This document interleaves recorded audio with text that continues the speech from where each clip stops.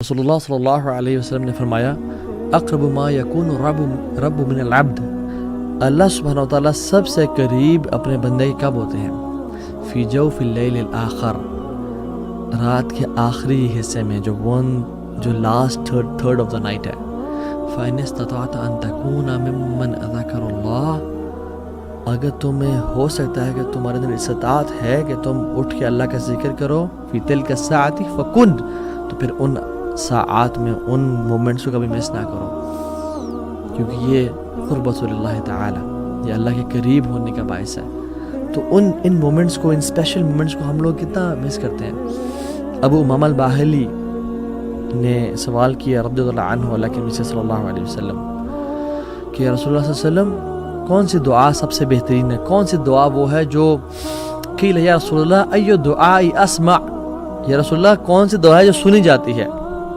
یعنی اسمع، اللہ تعالیٰ تو ہر چیز سنتے ہیں، یہاں اسمع سے مراد ہے جو قبول کی جاتی ہے۔ تو آپ نے فرمایا قال جوف اللیل الآخر ودبر الصلوات المکتوبات، رات کے جو آخری حصے میں جو دعا کی جاتی ہے نا، وہ سنی جاتی ہے، وہ قبول کی جاتی ہے، اور نماز کی جو آخر میں دعا کی جاتی ہے وہ بھی قبول کی جاتی ہے۔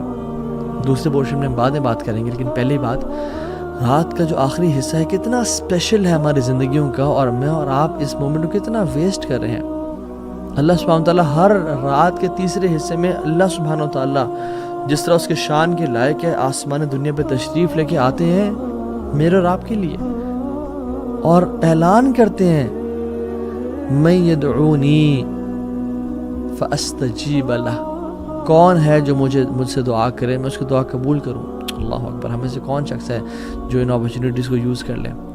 من یسألنی فاعطیہ، کون ہے جو مجھ سے سوال کرے میں اس کو عطا کر دوں، چاہے وہ دنیا ہو یا آخرت ہو۔ من یستغفرنی فاغفر لہ، کون ہے جو مجھ سے توبہ کرے اور اپنے گناہوں کی بخشش مانگے، وہ گناہوں میں ڈوبا ہوا ہے میں اس کو معاف کر دوں۔ صحیح بخاری کی 1145 اور صحیح مسلم کی 758 نمبر حدیث ہے۔ ہمیں سے کون شخص ہے جو ان مومنٹس کو ویٹ کرے گا؟ اینڈ سبحان اللہ، آج کل کا جو ٹائم ہے ونٹرز، اٹس ایزیئر۔ امام حسن البصری کہتے ہیں کہ جو سردیاں ہیں یہ تو مسلمانوں کے دن ہیں، جس میں روزہ رکھنا آسان اور قیام کرنا بھی آسان ہوتا ہے، کہ لمبی راتیں انسان رات کو 8 بجے سو جائے، 9 بجے سو جائے، عشاء کی نماز پڑھ کے سو جائے، اور اس کی آنکھ نیند پوری ہو جاتی ہے اور وہ رات کو اٹھ کے اللہ کی عبادت کر سکتا ہے۔ So as compare to summers it's easier. اور سمرز میں دیکھیں سبحان اللہ، کبھی کبھی 3:30 بجے، 3:45 بجے فجر کی جماعت کھڑی ہو جاتی ہے، اور آج کل 6:10 پہ فجر کی جماعت ہو رہی ہے، یا 6:30 بجے فجر کی جماعت ہو رہی ہے۔ تو ہم دیکھیں کہ ہمارے پاس کتنا ٹائم ہے۔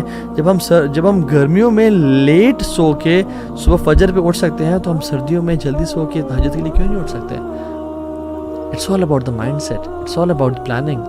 If you fail to plan, we plan to fail. So the trick is to sleep early, رات کو جلدی سونا۔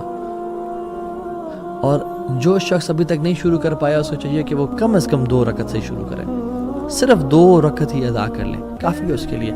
وہ بس 15 منٹ پہلے اٹھ جائے، فجر کی اذان سے 15 منٹس پہلے، اور فجر کی اذان یعنی فجر کا نماز کا ٹائم داخل ہونے سے آپ اپلیکیشنز ڈاؤن لوڈ کر لیں، اور اس سے آپ 15 منٹ پہلے اٹھ جائیں، اٹھ کے وضو کریں، کم از کم 2 رکعت اور وتر ہی پڑھ لیں۔